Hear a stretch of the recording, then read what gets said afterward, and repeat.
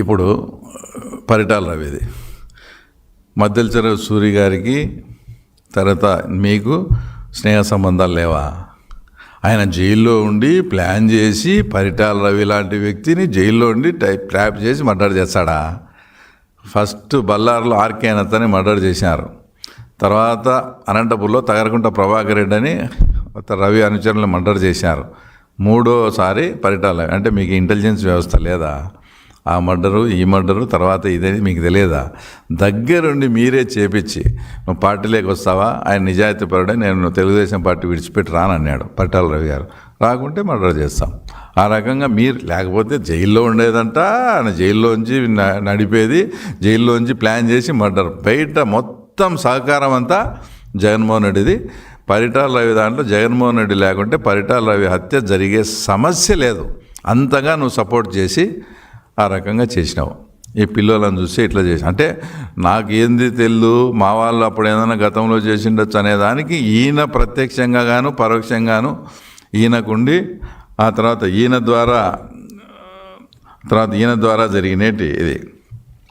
ఇంకా మాట్లాడితే ఎప్పుడు మాట్లాడినా కూడా ఆయన మా నాన్నది అనుమానాస్పద మృతి అంటాడు. ఇది పెద్ద విచిత్రమైన విషయం ఏంటంటే పాపం ఆయన వాళ్ళ నాన్న అనుమానాస్పద మృతి అనేది ఆయన ప్రతిపక్షంలో ఉన్నప్పుడు ఆయన గుర్తొస్తుంది. ఆయన అధికార పక్షంలో ఉన్నప్పుడు ఏం గుర్తురాదు.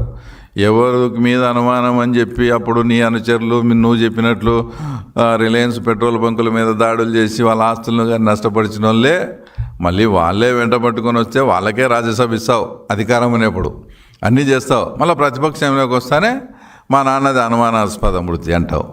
ఇది అసలు పెద్ద మామూలుగానే ఇది ఆశ్చర్యకరమైన విషయం. తర్వాత ఇంకోటి మాటికి మా చంద్రబాబు నాయుడు గారిని వెన్నుపోటు రాజకీయం అది ఇది అంటావు. ఎట్లా నాకు తెలిసి 94లో ఎలక్షన్ జరిగింది. పార్టీని కాపాడుకోవాలనే ఉద్దేశంతో అందరు ఎమ్మెల్యేలు రామారావు గారి కుటుంబ సభ్యులు కలిపి చంద్రబాబు నాయుడు గారిని ముఖ్యమంత్రిగా ఎన్నుకున్నారు.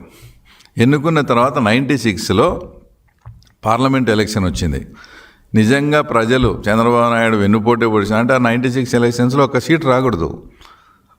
ఆ రోజు 18 సీట్లు వచ్చాయి. తర్వాత 1999లో అప్పటికి నాయకుడు చంద్రబాబు నాయుడే కదా. ఇప్పుడు వెన్నుపోటు పొడిచింటే ప్రజలు ఆయన తిరస్కరించాలి కదా.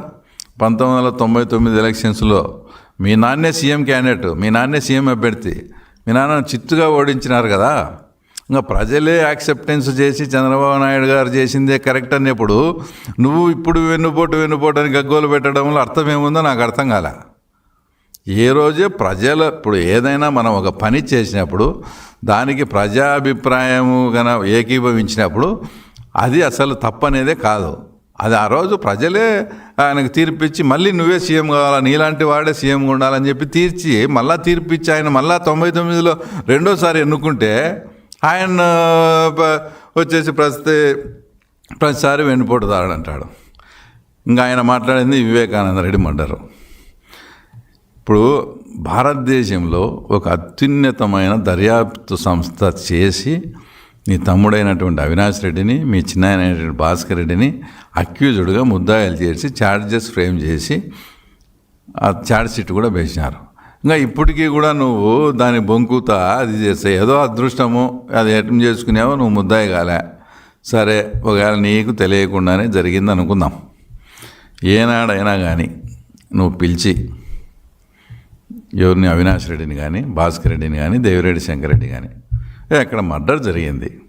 మర్డర్ జరిగిన తర్వాత మీరు మా మామ అంటే భారతి వాళ్ళ నాన్న హాస్పిటల్ నుంచి కాంపౌండర్ని పిలిపించి ఎందుకు కుట్లేపించినారు, తర్వాత ఎందుకు అక్కడ ఉండే సాక్ష్యాలను తారుమారు చేయాలని చూసినారు, అసలు మీకేం పని ఏంది, మీకేం సంబంధం, మర్డర్ జరిగింది మర్డర్ అని చెప్పాలి కదా, మీకు ఏని చేయమని ఎవరు చెప్పినారు అని నువ్వు ఏనాడన్నా కూర్చోబెట్టి అడిగింటే నీకు నిజంగా సంబంధం లేకుంటే నువ్వు అడిగేవానివి, లేదా నువ్వేనా చెప్పిండాలా వాళ్ళకు ఈ రకంగా చేయండి అని. ఏ బుద్ధన్న అడిగినావా? ఒకవేళ నీకు నిజంగా సంబంధం లేదంటే లేదు సరే అనుకో, వీళ్ళని ఏ రోజన్నా అడిగినావా వాళ్ళతో ఆ సమాధానం అడుగు, అప్పుడు నీకు అర్థమవుతుంది. లేదు ఇంకా నువ్వే చెప్పింటే మీ ఇద్దరు తోడదొంగలుగా. దాంట్లో ఏ సంబంధం లేని నన్ను చంద్రబాబు నాయుడు గారిని ఆదన్నను వీళ్ళందరినీ ఇరికియాలని చూసి ఏమేమో పడి ఇంకా ఇప్పటికీ ఇంకా వివేకానంద రెడ్డి ఇదే మాట్లాడితే ఇందాక చెప్పినట్లు. తర్వాత వెన్నుపోటు అనేది అది కాదు. వెన్నుపోటు రాజశేఖర రెడ్డి గారు బతికున్నప్పుడే మళ్ళీ సీఎం అయిన తర్వాత ఓన్లీ మీ 3 ఫ్యామిలీలే, అంటే షర్మిల అండ్ అనిల్, జగన్ అండ్ భారతి, రాజశేఖర రెడ్డి గారు అండ్ విజయమ్మ గారు, 3 ఫ్యామిలీలు ఇజ్రాయెల్ పోయారు.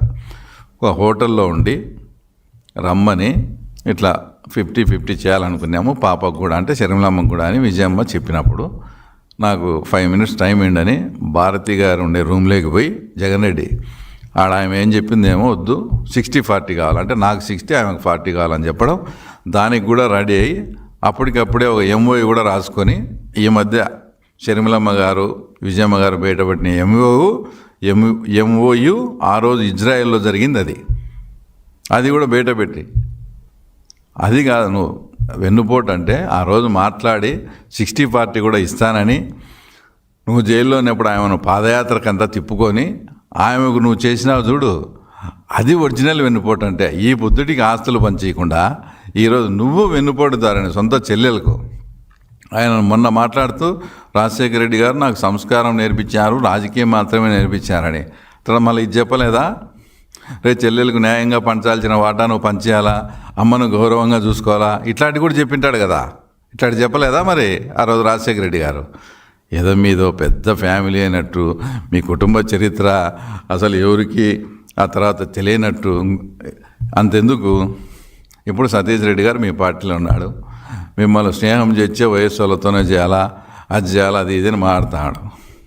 ఇదే సతీష్ రెడ్డి గారు తెలుగుదేశం పార్టీలో ఉన్నప్పుడు డిఎన్ రెడ్డి గారితో మాట్లాడి డిఎన్ రెడ్డి గారి ఇంటిలోంచి బయటికి వస్తా అంటే పార్నపల్లి బస్ స్టాండ్లో మీరు హ్యాండ్ గ్రనేడ్ అంటే పిన్ బాంబు అతని మీద వేసినారా లేదా? దీనికి సమాధానం చెప్పండి. సతీష్ రెడ్డి గారే చెప్పాలా.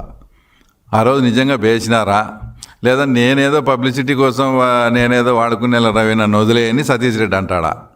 సతీష్ రెడ్డి గారు ఇప్పుడు ఆ విషయం కూడా చెప్పాలా. ఆ రోజు నీ మీద హ్యాండ్ గ్రనేడ్ బాంబు వెళ్ళింది, మేమంతా నిన్ను వచ్చి అంత చేసి ఇంత చేసివి, అది వాళ్ళు వేసినారా లేదా నువ్వు పబ్లిసిటీ కోసం చేసుకునేవా కూడా ఆ తర్వాత సతీష్ రెడ్డి గారు తర్వాత ఇప్పుడు చెప్పాల్సిన అవసరం కూడా ఉంది.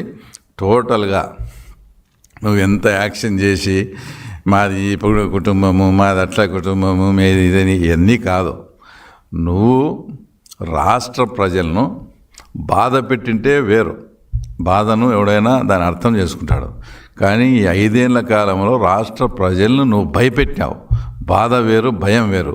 ఆ భయం నుంచి తేరుకొని మళ్ళా నిన్ను యాక్సెప్ట్ చేసే పరిస్థితి నీ జన్మలో నువ్వు తలకిందులు తపస్సు చేసినా కూడా రాదు. ఆ ఆశలేం పెట్టుకోవద్దు. ఇంకోటి మాట్లాడితే చంద్రబాబు నాయుడు గారిని హత్య రాజకీయాల వైపు చేయాలని చూస్తాడు. ఆ టైంలో జరిగినాయని.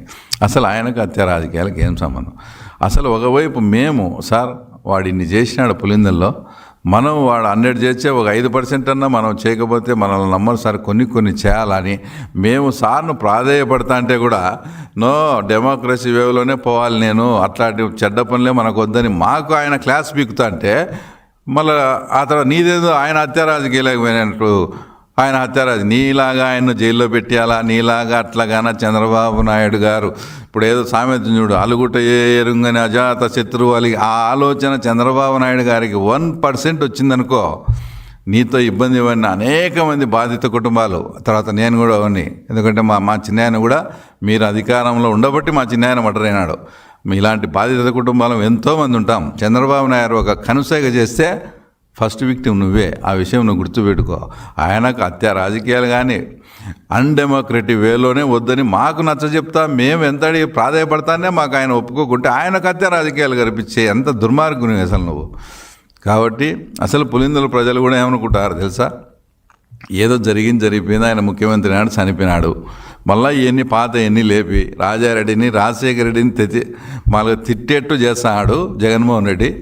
అసలు జగన్మోహన్ రెడ్డి రాసేడు ఎందుకు ఇట్లా చేస్తాడని పులివెందులలో ప్రజలు నవ్వుకునే పరిస్థితి. కాబట్టి ఫైనల్గా నువ్వు రాష్ట్ర ప్రజలను 5 ఏళ్ళు బాధ పెట్టలే, అందరినీ భయపెట్టినావు. కాబట్టి ఆ భయం నుంచి తేరుకొని చేయాలంటే ఇది అసంభవం. ఏదైనా ఇప్పుడు కూడా పులివెందులలో వచ్చే ఇంకొక 2 ఏళ్ళు కళ్ళు మూసుకొని సేమ్ డైలాగ్, సేమ్ రొటీన్. కాబట్టి ఆ కళ్ళలు అనేది నువ్వు అసంభవం అని చెప్తూ ఓకే, థ్యాంక్ యూ సార్.